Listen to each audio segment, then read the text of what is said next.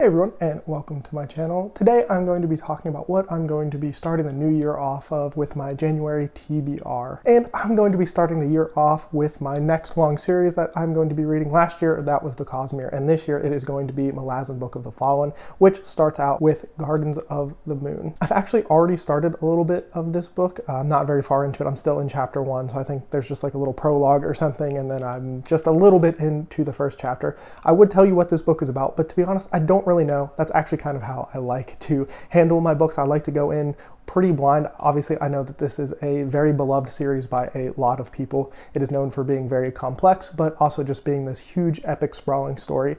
And I will say that this is a book that intimidates me quite a bit because I always hear about how difficult it is. So it is definitely a book I'm going to really try to focus on, take my time with, and not speed through or anything like that. I'm going to really try to put a lot of effort into understanding some things, and I have definitely had plenty of people tell me that if I need to have questions or want to talk about it, to reach out to them, and I really appreciate it from everybody because I definitely think this is going to be a book and series I have a lot of questions with, but it is something I'm very excited for. I don't know if I will be able to read this whole series this year in 2024 like I did The Cosmere. I think these are definitely more dense reads with a lot more parts. I don't really know. I just feel like Sanderson, it's not that it's surface level, but I feel like it's maybe a little bit more easily digestible than what a Malazan Book of the Fallen is going to be. But I am very much looking forward to getting into that. Next up, I will go ahead and jump into Empire of the Vampire, and this is to get prepared for Empire of the Damned, which comes out, I think it's in March, but I want to go ahead and kind of get this out of the way. One, because I don't even know if I'm going to like it, but I am kind of already excited for the sequel. I think this will be a book I really enjoy. I read the author, Jay Kristoff. He has like his own review of the book on Goodreads. If you haven't seen it, I highly recommend you go and read it. One, because you'll know if this book is for you, I think, pretty quickly. And if you have read this book and enjoy it, I think you'll probably find what he has to say about it pretty funny. Somebody recommended that I read that review, and that would help me decide if it would be a book I would like or something I won't, because I think this series kind of has this identity of being kind of edgy, but I think from reading what he said and what I've heard other people say about this book, it's done very intentionally, which is different than if you're trying to do it unintentionally, if that makes sense. It really seems like he's kind of leaning into some of the absurd nature, edginess, cringy kind of stuff, if that makes sense. So I am really looking forward to that. I have heard a lot of praise from people whose opinions I normally align with, so normally when they like something, I do too. So I'm very much looking forward to getting that so that I can read Empire of the Damned when it releases. So those first two books are fantasy, and I have one solid plan for a sci-fi book I will be reading this month, and it's kind of a classic, and that is Tau Zero by Paul Anderson. This is a story that I hear people talk about who are really into science fiction all the time, but it's not one that I really know anything about or have any real thoughts going into it, other than it just seems like one of those works that if you're going to say you like sci-fi, that you need to read it. It's kind of one of those legendary books of the genre, so I will definitely be getting into that. It's also really short, so that was kind of a benefit because not all of my other reads are. Another book I hope to start in January is The Return to Eden by Philip Chase. I read the first two of these last year. The first one I liked, I thought it was good, and then the second one was really good. I thought it was a big improvement compared to the first one in pretty much every way, and I think most people have said that the third book is their favorite of the three, so I'm really looking forward to getting into that. I have questions on what's going to happen with some of our characters, because the second book kind of seemed like if some things were rearranged, it really could have been the end of this series.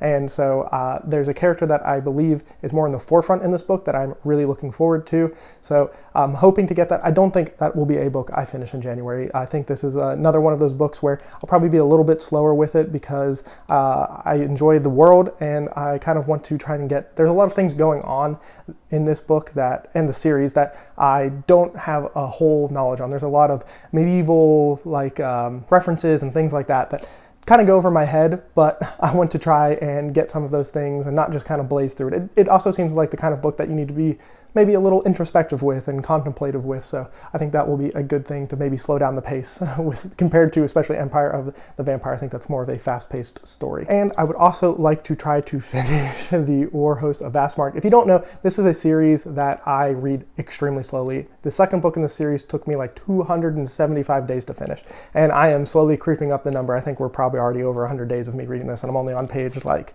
66. So this is definitely a series I read very slowly. I think part of it is the writing. The writing is beautiful.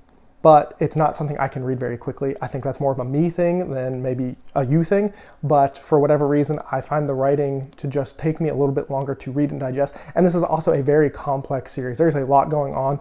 Not a lot is being like spoon-fed to you, so you really do need to use your brain a little bit with some of the things that are going on. But I am at the point where I'm really starting to connect with the characters. They just really feel alive and real to me, which is always great. So I'm hoping that maybe by the end of December I can be a little bit further in so that I can make sure I finish this in January, but I will not be surprised if I am not even close to finishing it by the time January ends. And because I am a mood reader, I have a couple maybes that I want to go over. I like to give myself the structure of a TBR with some ones that I know I'm going to read, or at least try to read, but I also like leaving enough room that I can be like, I'm in the mood for this one, I'm going to jump into that because why not? Because I want to read what I want to read.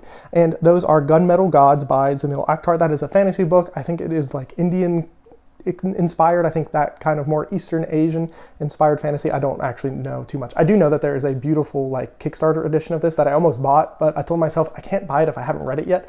So it is another fantasy book that I might want to get into this month. We'll see. It's kind of been one of those ones that if I have time, if I feel like I can fit it in, that I've had on my list for a while, so I kind of want to get to it sooner than later. Next up is The Archive Undying by Emma Candon. This is like a science fiction fantasy story, and I really don't know too much about it. I know it has something to do with gods and AI, and like there was a big catastrophe, and now there's just like one left somewhere, or something like that. I will say that the reason this book piqued my interest is the cover. I think the cover is super cool looking, and the idea of like gods and AI kind of like intertwining, intermingling, it sounds interesting enough. So this is another one that I will consider maybe fitting in January. Another one is Dead Silence by S.A. Barnes. This is like a sci-fi horror novel. It really sounds like something goes wrong in space and a crew is going to try to help another ship figure out what's going on in space, and it just seems kind of cosmic horror-y maybe. I don't really know. Like I said, I try not to read too much about books I'm going to read. I like to just kind of go in blind, but a nice science fiction horror book sounds pretty interesting. Another one is, and I think this is a pretty popular one, especially on BookTube, is Wistful Ascending by J.C.M. Byrne.